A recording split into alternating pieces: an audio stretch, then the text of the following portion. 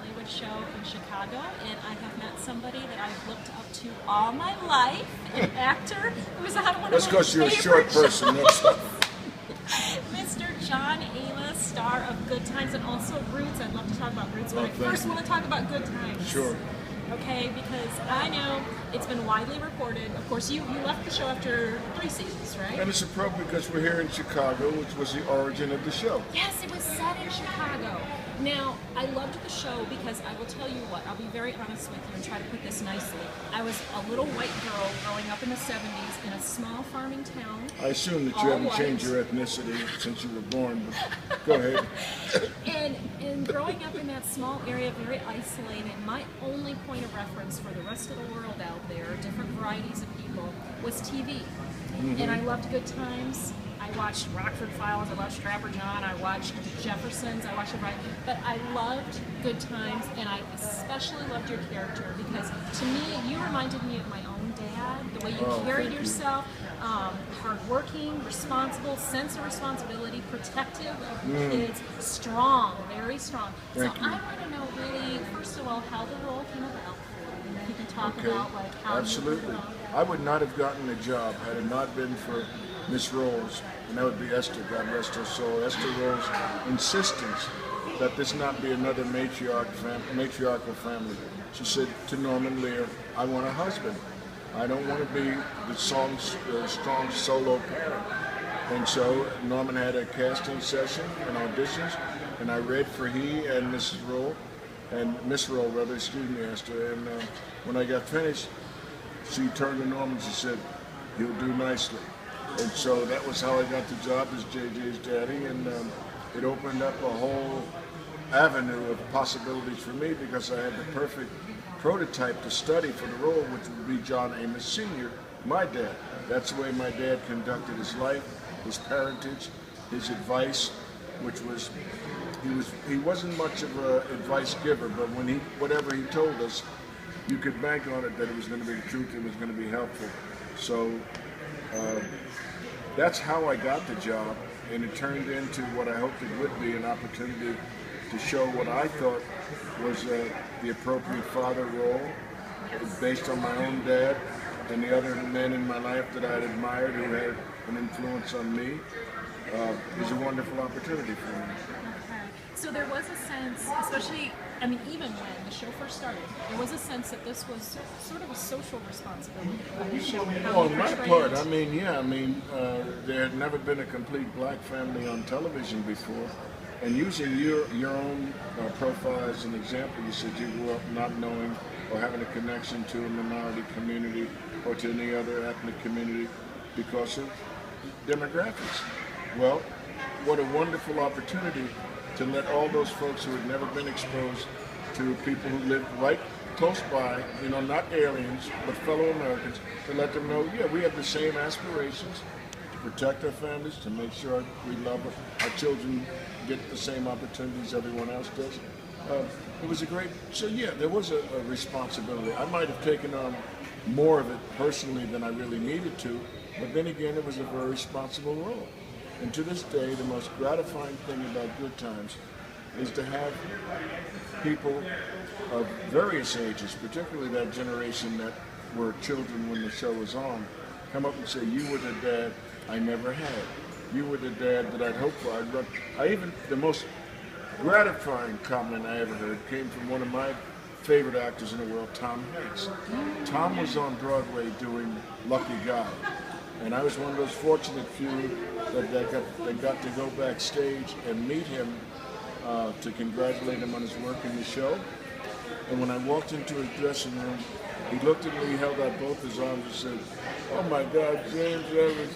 And he broke out into a song. The song that he decided to break into was the theme song from McDonald's, a McDonald's commercial that with a brush and a broom, there is nothing so clean as my burger machine. You deserve a break.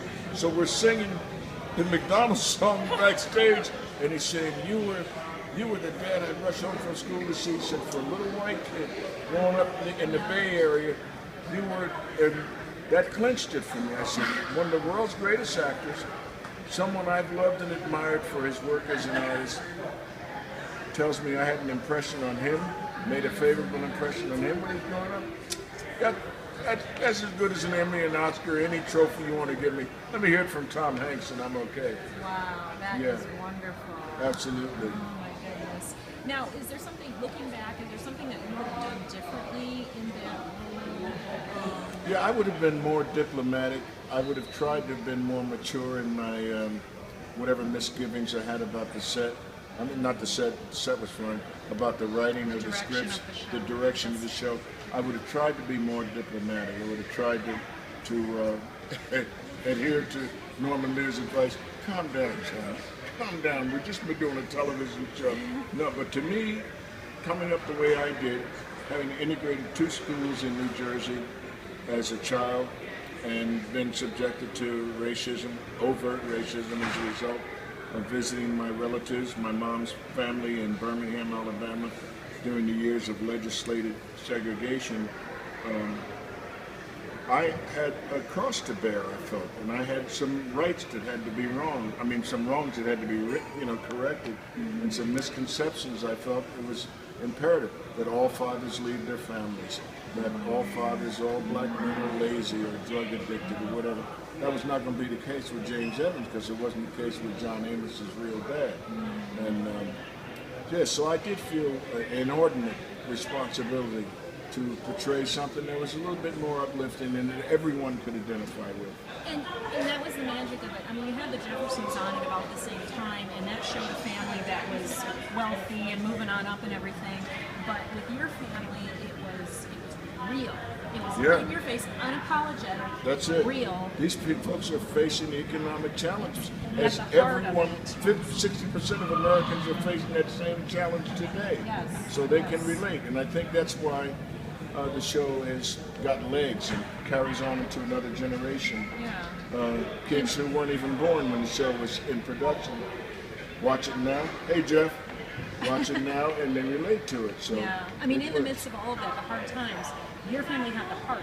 I mean, especially led by you, it was that message there. That Thank you. Despite the adversity. So I that's appreciate that. Really resonated. Well, we dealt with issues that nobody on television and sitcom, the genre of sitcom, deals with. We dealt with seniors being forced to eat pet food, with teenage pregnancy, with teenage STDs, with gang warfare, JJ getting shot. Nobody deals with that type of subject matter. So I commend Norman Lear and I commend the network for being bright enough and realistic enough to these are real issues in our country and they have to be dealt with. So Norman laid it out. He put it on the table, and the best way to get a message across is to put it in the envelope of humor. You get people laughing, that's a common denominator. Kind of disarming. Yeah, it's disarming. First thing you know, you've learned something. But you don't feel like something's been shoved down your throat, Okay. Roots, real quickly, how did that come about? I mean, how do you feel about that experience and how you're remembered in Roots so many years later? That was a wonderful role, too. That was, at that time in my career, it was the most gratifying opportunity that I'd ever been presented with. It was the most incredibly potential-laden opportunity. One, on a personal acting level, it gave me a definitive role that said that this guy can do comedy. There's no limitations on his acting ability. He's proven himself in a sitcom and now in a dramatic piece that has overwhelming resonance with the entire viewing demographic of the world. At that time, Roots was the most watched episode of any miniseries that had ever been produced for television. It was amazing. Leslie Uggams tells the story, as she played Kizzy, my daughter in the miniseries, that she was appearing in Vegas with Anne Margaret in an opposite casino, one of the competing casinos, and Anne Margaret came to Leslie on a break and said, "What is happening? There's nobody in my facility." She said, "The people, at 8 o'clock, the people are leaving the gaming tables." People in casinos were leaving the gaming floors to go and watch Roots. She said she'd never seen anything like it before in her life. Wow. Anne Margaret said that, as well as Leslie. And people forget that one of the things that contributed to the show being the most watched television show in the history of the medium was simply the fact that the weather that year, in conjunction with the airing of Roots, the worst snowstorms in the history of the Northeast. So everybody was shut in? The had to watch demographics TV. were locked. It was like God was saying, you can stay home and watch this. There know? you go, divine intervention. Okay, Yes. okay, so I've always contended that, and when we had the recent reunion, well, some 2 years ago at Miss Miss Oprah, how secretive can I be? At Oprah's estate in Santa Barbara, she had the nuclear cast from Roots there, Cicely Tyson, Leslie Uggams, LeVar Burton, Fiddler, and as Louis Gossett, etc., and Ben Vereen, of course. She asked each of us, what did we remember most about that? And one of the things that I remembered most about it was being in the presence of Alex Haley, who, through his genius, was able to transport the world back to a time, and this country back to a time in our history that had never been righteously looked at, and to put it on the table and say, this happened. This was the institution of slavery. But most people don't remember that Roots, the saga of an American family, that was the true title. The story of an American family. And that is all of our stories, because we all came over on different boats. Some of us in passage, some of us in steerage, some first class, and some in the bottom of the ships as slaves. But we're all here now, and this is a reality that we have to live with. That we're all living here together in this very unique experiment called democracy. And we're the youngest democracy, people have to understand, I think you have to live outside this country or live in one of the third world emerging countries before you can really appreciate what we have here in the United States. The freedoms, we take it for granted. Just for you and I to be able to converse with a cameraman recording this, this can't happen all over the world. This, in some places, this would get us shot or executed or imprisoned at least, just the conveying of information. So this is the best place to live, make no mistake about it. And that's what we have to keep remembering and forgiving ourselves for. No, we aren't perfect, but we're a hell of a lot better than some other places in the world, and we're better than we've been. Okay?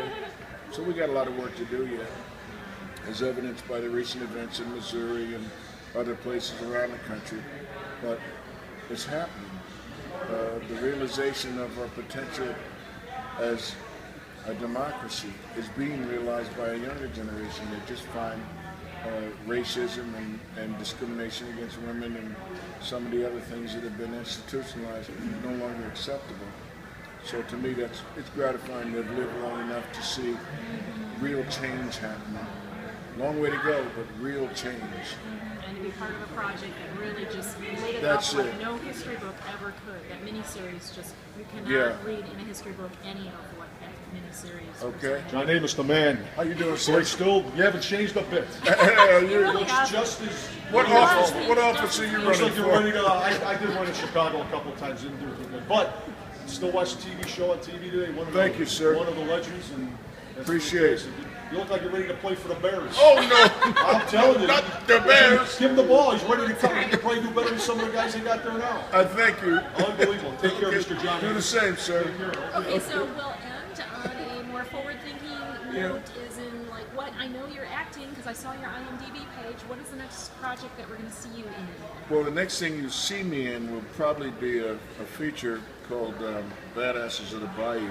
We shot that with Danny Trejo and Danny Glover down in Baton Rouge, Louisiana, this past year. I don't know when it'll be released, probably in the next 4 to 6 months. And it's just three older gentlemen, shall we say, who have reverted to their younger days when my character's daughter gets kidnapped on a ruse. It's a scam, and I'm forced to pay off a lot of money, but my daughter's in danger, so these gentlemen are visiting me for my daughter's wedding when this takes place, and they offered their assistance as badasses, okay? And since they being Danny and Danny had already done Badasses 1 and 2, they call this one Badasses 3 or Badasses of the Bayou.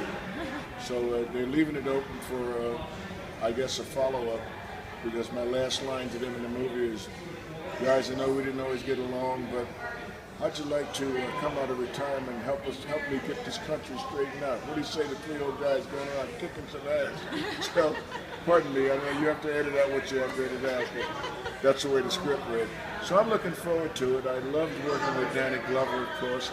I'd met Danny on numerous occasions, and I'm a big admirer of his work. And Danny Trejo, of course, is a very, very hot star, and he goes a long way with Louis Motion. Great. Well, we will look for that.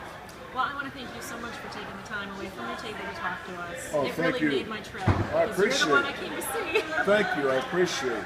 Thank you so much. Thank you.